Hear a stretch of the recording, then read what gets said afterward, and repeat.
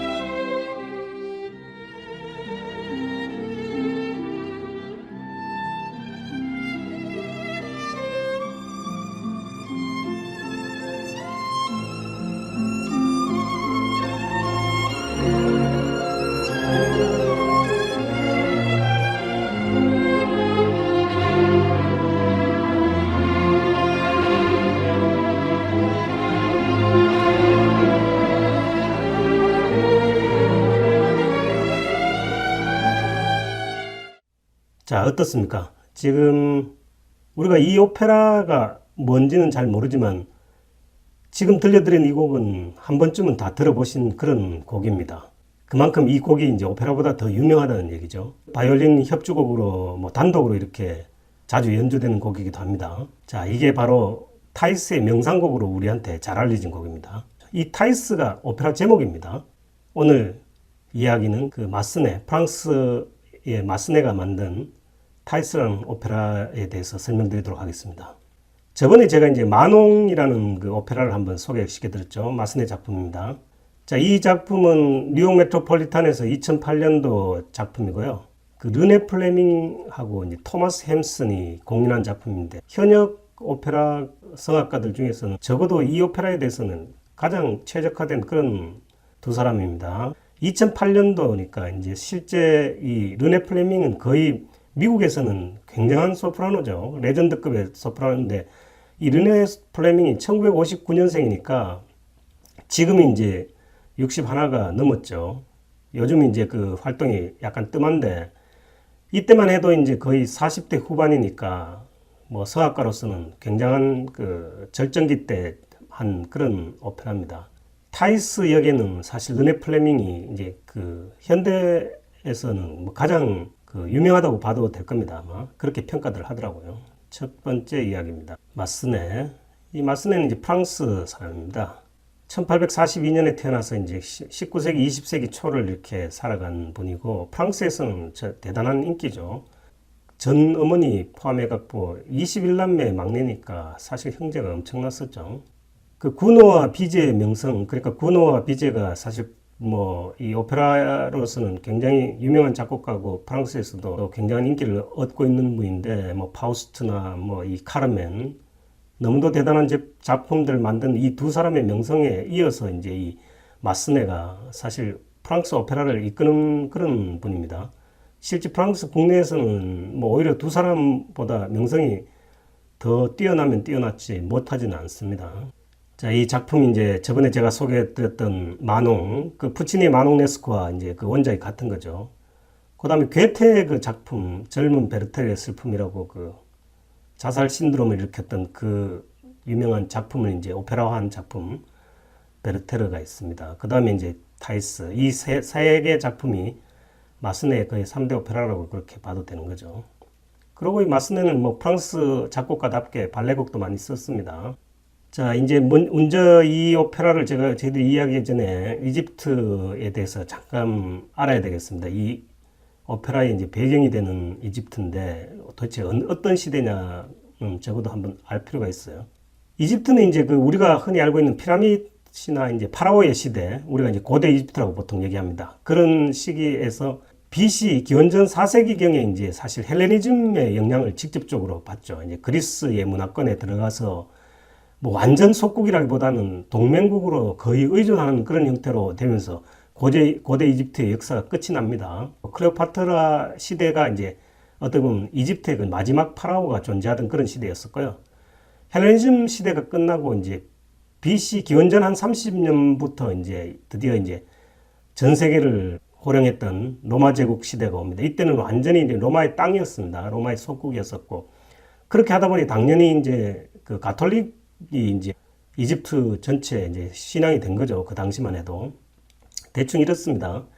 그러니까 오늘 이 오페라는 기원 후, 그러니까 AD 4세기 정도니까 4세기 말이니까 한 7, 80년대 그 로마 제국에 있던 그 당시에 이집트를 시대적 배경으로 태어난 오페라라고 보시면 됩니다. 대충 고대 이집트 연도를 보면 이제 우리가 흔히 그 최고의 피라미드를 만든 쿠프 왕이 그 고왕국 시대 1에서 6왕조까지 있었던 거고, 제가 얼마 전에 소개시켜드렸던 그 오페라 아크나텐이 그 종교개혁을 하던 그 왕 아크나텐이 그 18왕조였었고요. 또 그러고 투탕카멘이 이제 그 아크나텐의 아들이니까 같은 18왕조입니다. 그 다음에 이제 클레오파트라가 이제 이 헬레니즘 시대, 그러니까 그리스의 이제 거의 속국에 가까운 그런 상태에서 프톨레마이오스 왕조를 이끌었었는데, 프톨레마이오스 그 12세가 아버지입니다. 클레오파트라의. 그 다음에 13세가 이제 클레오파트라의 오빠죠. 그 당시 오빠하고 상당히 대립을 하면서 이제 실제 우리한테 유명해졌죠. 사실 헬레니즘 시대의 이제 그 수도가 지금 오늘 그 무대가 되는 그 알렉산드리아입니다. 그러니까 프톨레마이오스 12세가 클레오파트라의 아버지, 프톨레마이오스 13세가 오빠, 프톨레마이오스 14세가 동생입니다. 클레오파트라. 그 다음에 프톨레마이오스 이제 마지막이 이제 15세가 되는 거죠. 15세가 클레오파트라의 아들입니다. 아들. 그 15세를 마지막으로 이제 파라오라는 게 이집트에서는 없어집니다. 이때 클레오파트라가 계속 공동 파라오를 했었죠. 그러니까 이제 클레오파트라가 마지막 파라오라고 그렇게 말할 수 있는 거죠. 오늘 이제 이 오페라는 이제 로마 제국 시대 AD 기원 후 4세기 말 정도, 한 7, 80년대에 그 알렉산드리아를 중심으로 일어난 일들입니다. 뭐 이렇게 우리가 오페라 하나를 알아가면서 이제 세계 역사도 이렇게 같이 한번 이해를 하는 거는 오페라를 이해하는 데도 도움이 되지만 실제 어떻게 보면 굉장히 흥미로운 일이더라고요. 저도 뭐 이 사실 오페라를 좋아하기 전에는 뭐 이런 세계사에 전혀 관심이 없었었는데 하나둘씩 이렇게 알아가는 재미가 굉장히 쏠쏠합니다. 하여튼 이집트의 당시의 상황이 이랬었다. 일단 이건 이제 오페라를 보면서 이제 같이 이렇게 이입을 시켜서 이렇게 보시게 되면 오페라 이해도 굉장히 편하죠. 자, AD 4세기 그 로마 제국 지도가 대충 이렇습니다. 그 지금 이때는 이제 390년도 정도니까 이제 동로마하고 서로마가 이제 막 갈라진 상황이거든요. 실제 이제 파란색하고 초록색이 전부 다 이제 로마 제국이라고 보시면 돼요. 엄청난 땅이었었죠. 그 잉글랜드 남쪽 부분부터 시작해서 뭐 거의 서유럽 대다수, 이탈리아, 뭐 터키, 지금의 터키 이쪽하고 그 발칸반도부터 시작해서 이 아프리카의 거의 북부에 걸치는 엄청난 대륙을 이렇게 형성했던 시기죠. 여기가 이제 이집트였었고, 우리가 이제 지금 오늘 주로 그 오페라의 무대가 되는 알렉산드리아는 이 북부 항구입니다. 이게 그 당시 헬레니즘 시대의 가장 큰 도시였었고요. 엄청난 도시였었죠. 전체를 통틀어 뭐 인구가 100만이 넘는 도시가 잘 없었으니까 인구가 100만 정도 되었답니다. 그러니까 뭐 그 당시에 도대체 지금부터 이제 거의 1500년, 1700년 전에 이런 큰 도시가 있었다는 게 우리가 도저히 상상이 안 되죠. 그리고 고대 이집트 쪽에서 이제 주로 많이 이제 그 숭배하던 그 아몬 신의 그 도시가 이제 테베입니다. 지금 그 수도사들이 이제 수도를 하고 있는 거는 테베 근방에 이제 나일강 변인데 테베 근방에 사막지대에 움집을 짓고 사는 겁니다. 그러니까 요 두 곳이 이제 오페라의 그 지형적인 배경이 되는 거죠. 지리적인 배경이. 자, 이집트 지도를 다시 확대를 해서 보면 이건 이제 현대 지도인데, 구글 지도인데, 지금 이 알렉산드리아는 지금 현재도 있습니다. 카이로 북부 항구 도시로 지금도 뭐 꽤 큰 도시로 알려져 있고, 그 다음에 이제 그 테베는 이제 지금 테베라는 도시는 지금 없고요. 그 룩소르, 그 나일강변의 룩소르 지대 그 부근, 상류 부근입니다. 나일강에. 자, 여기 보면 이제 알렉산드리아는 그 32왕조, 그러니까 이게 헬레니즘 시대 프톨레마이오스 그 왕조 때 수도였습니다. 인구가 100만이 넘는 도시였었고, 그러니까 향락과 사치와 뭐 이 부패가 아주 이제 극을 달하는 그런 상황이었었죠. 도시가 성장을 하게 되면 향락으로 변하는 게 우리 역사를 비춰봤을 때 일반적인 현상이었었죠. 그죠? 알렉산드리아 등대라고 그 100m짜리, 이게 지금 세계 7대 불가 사이에 엄청난 건축물입니다. 이게 거의 기원전에 세워졌다고 봐야 되는 등대거든요. 100m짜리 등대니까. 그러니까 이게 뭐 피라미드와 함께 세계 7대 불가 사이에 포함이 되더라고요. 그 다음에 이제 테베는 아까도 말씀드렸던 고대 이집트 아몬 신의 도시이기 때문에 중앙조와 신앙조 시대 때 이제 그 수도였습니다. 지금 이 수도사들이 수도를 하고 있는 움집은 요 테베 근방이라고 보시면 돼요. 아크네텐이 그때 이제 이 테베에서 천도를 했었죠. 근데 이제 아크네텐 사후에 바로 복귀를 한 그런 걸 우리가 이제 저번 오페라 때 제가 말씀을 드렸었죠. 오페라 타이스는 산막의 오페라입니다. 산막 7장의 프랑스 오페라고 이런 실화가 있었습니다. 당시에 이제 타이스라는 그 매춘부, 무이면서 이제 매춘부였던 타이스가 있었고, 실화를 바탕으로 한 아나톨 프랑스라는 이제 그 유명한 소설가가 이제 소설을 썼는데, 그 소설을 이제 오페라화한 작품이라고 보시면 돼요. 2008년에 뉴욕 메트로폴리탄 공연 작품입니다. 스토리가 이제 얼마나 파격적이냐 그러면, 오페라에서 주인공 나타나엘인데 그 실제 그 수도사는 파피니스라는 수도사가 당시에 있었습니다. 이 수도사, 은둔 수도사는 꿈집에서 이렇게 은둔하면서 수도를 하는 은둔 수도사라는 것은 거의 성스러움과 신앙의 상징이었거든요. 지금이나 그때나. 그러니까 엄청난 이런 수도사가 있었고, 그 다음에 이제 이 알렉산드리아를 무대로 해가지고 그 고급 창녀, 뭐 어떻게 보면 라트라비아타의 그 비올레타를 상상하셔도 될 겁니다. 그런 뭐 시대 차이는 많이 나지만, 이 무의자 창녀인 타이스가 어떤 타락과 속물의 상징이었었죠. 이 타이스란 여자 하나가 그 큰 알렉산드리아 도시 전체를 타락으로 몰아넣을 정도로 그렇게 파괴력 있는 미인이었던 것 같아요. 그러니까 이 파피니스 입장에서는 이 알렉산드리아라는 도시도 구하고 타이스라는 이런 여성도 구해야 되겠다는, 구원을 해야 되겠다는 그런 이제 종교적인 신념으로 이제 타락의 늪에서 이제 타이스를 구하려고 이제 시도를 했습니다. 시도를 해가지고 결국 이 타이스는 구했습니다. 타이스는 그 타락과 속물에서 벗어나서 어떻게 보면 성녀와 같은 상태로 그 수녀원에 들어가가지고 결국 성녀와 같은 생활을 하다가 이제 식음을 전폐하고 이렇게 이 오페라에서는 결국 마지막에 이제 죽는 걸로 그렇게 나오죠. 이렇게 이제 타이스라는 여성 하나는 완전히 구제를 했는데, 본인은 그 타이스가 가지고 있는 그 아름다움과 그 세속적인 어떤 미, 그 다음 성적인 어떤 그 갈망, 이런 속에서 이제 결국 헤어나질 못하고 애욕으로 이제 생을 마감했던 그런 이 수도사가, 젊은 수도사가 있었답니다. 그 파피니스가 지금 오페라에서는 아타나엘이라는 이제 수도사로 나오죠. 결국 이게 뭐냐면, 이게 이제 결국 파피니스와 타이스는 완전히 이제 그 180도로 이제 그 어떻게 보면 이치가 바뀌어버린 겁니다. 성인에서 어떻게 타락남으로, 그 다음에 완전히 이제 밑바닥의 그 타락녀에서 지금 성녀로 거듭난 그런 상태로 바뀌어진 건데, 결국 이게 작가인 그 아나톨 프랑스의 기본적인 그 작품 세계 자체가 인간의 위선과 이중성에 대한 메시지를 굉장히 관심 있게 그렸던 사람이기 때문에, 결국 이런 성스러움과 속됨의 차이가 도대체 뭐냐? 종이 한 장 차이밖에 더 되느냐? 이런 이제 어떤 보면 좀 약간 조롱 섞인 그런 메시지를 우리한테 남기는 그런 작품이라고 보시면 됩니다. 굉장히 흥미로운 작품이죠. 내용 자체가. 그러니까 이런 작품들이 영화화 됐을 때 굉장히 에로틱하게 나옵니다. 실제로 그 오페라 공연 상태에서도 그 주인공 성악가가 이렇게 반나로 이렇게 나오는 경우가 많았습니다. 오늘 이 작품은 뭐 그런 상태는 아닌데, 실제 이제 젖가슴이 노출된다거나 하는 이런 그 오페라 무대도 꽤 많았어요. 뉴욕 메트로폴리탄에서는 적어도 이제 그렇게 정도까지는 안 했습니다, 보니까. 자, 캐스팅을 보면은 참 미국의 거의 이제 우상적인 소프라노죠. 그 뉴욕 메트로폴리탄이 난 뭐 거의 세계적인 소프라노로 보시면 됩니다. 장미의 기사 때 그 옥타비안을 사랑하던 그 공작 부인으로 나온 적이 있었죠.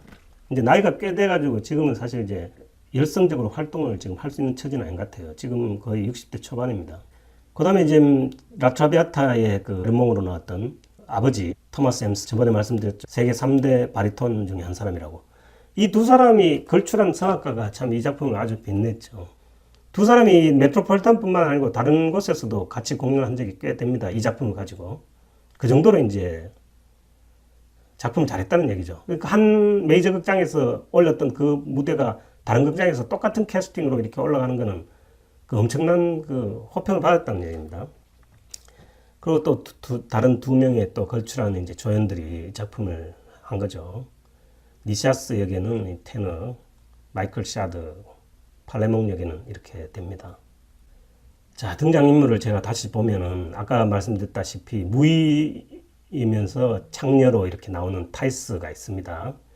알렉산드리아라는 거대한 도시 하나를 뭐 들었다 놨다 하는 그런 엄청난 여자입니다. 모든 남성들이 이 여자하고 하룻밤을 지내기 위해서 뭐 심지어는 그 니시아스 같은 경우는 자기 재산을 탕진할 정도로 그렇게 했지만 결국 이 여자를 영원히 자기 거로 소유는 못하죠.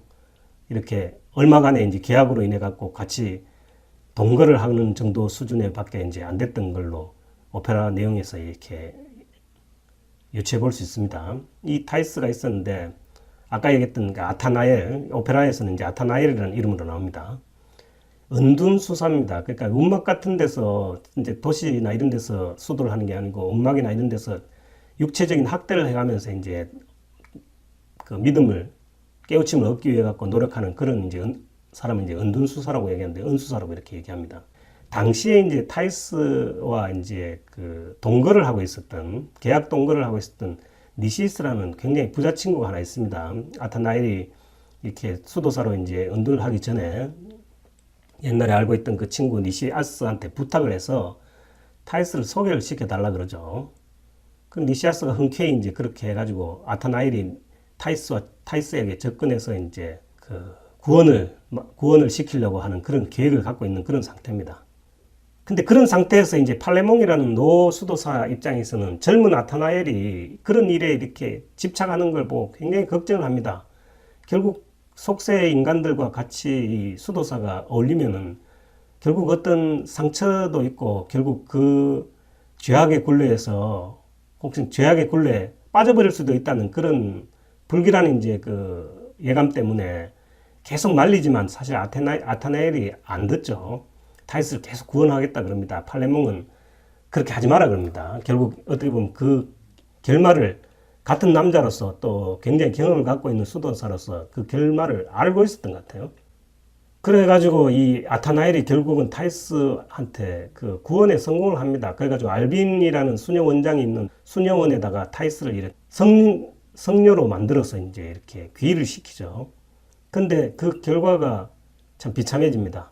그렇게 타이스는 수녀원으로 보내지고 또 구원의 세계로 들어가서 하나님 품에 들어가서 어떻게 보면 자기가 그동안 지었던 모든 그 죄악을 씻고 있는 그런 상태에서 아타나엘은 타이스가 가지고 있던 그 성적인 매력과 여성으로서의 그 매력에 결국 헤어나지 못하고 아타나엘이 그 애욕의 삶을 결국 수도사로서의 모든 믿음을 이제 포기하고 한 여성으로서의 타이스에게 돌아가려고 하는 그런 어떻게 보면 그 종교적으로 봤을 때는 엄청난 이제 죄악을 지으면서 평생을 그렇게 살았다. 뭐 인간의 어떤 그 단면적인 어떤 이중성에 대해 가지고 이렇게 힐랄하게 얘기한 겁니다. 언뜻 내용상으로 봤을 때 종교계에서 이런 스토리를 좋아했겠어요? 안 좋아했겠죠. 여성의 어떤 성적인 매력에 빠져가지고 수도사 하나를 완전히 타락의 구덩텅이로 몰아넣으니까 사실 종교적인 입장에서는 굉장히 보기가 껄끄러운 그런 내용이었을 겁니다. 아무튼 내용은 그렇습니다. 자, 이 작품은 이제 영국의 존 콕스가 이제 연출을 했고요. 스페인의 이제 헤수스 로페즈 코보스라는 분이 이제 그 오케스트라를 이끌고 있습니다. 자, 일단 트레일러 영상을 한번 보시죠.